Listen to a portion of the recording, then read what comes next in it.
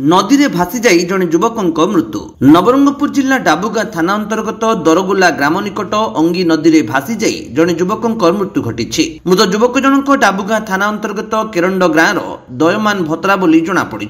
सूचना अनुसार डाबुगां थाना अंतर्गत केरंडी गाँव दयनद भत्रा रविवार सकाळ 10 घटिका समय निज साइकेल रे कोनोसी एक कार्य शशुर घर निकट गिरला ग्राम को जाइथिले। सेठारे कार्य सारिबा परे संध्यारे पुणी निज ग्राम केरंडी अभिमुखे बाहरिथिले। तेबे दरगुला ग्राम निकटरे थिबा अंगी नदी पार करिबा समय दैमन्य भारसाम्य हराई नदी पानी रे बुड़ी जाइथिले। आज दिन प्राय 12टारे दरगुला ग्रामर किछि लोक केरंडी गाँवर दयमन भत्रांक शव अंगी नदी पानी रे भासुथिबा देखिथिले। एनै तुरंत केरंडी रे थिबा परिवार लोकंकु सूचना दिया जिबा परे परिवार लोके शव चिन्हट करिथिले। परे मृत दयमन भत्रांक संपर्कीय दादा धनपति भत्रा डाबुगां थाना रे एतला देबा परे पुलिस दरगुला अंगी नदीरु शव जबत करी एक अपमृत्यु मामला रुजु करथिले। शव व्यवच्छेद परे परिवार लोकंकु हस्तांतर करा जायछि बोली जणा पड़िछि। मृत दयमन भत्रा दुई पुओ सह जणे झियो रहिथिबा बेले दयमन मृत्यु परे परिवार बेसहारा होई पड़िछन्ति। नवरंगपुर गगन गंतायत रिपोर्ट विश्व विजयी न्यूज ओडिशा।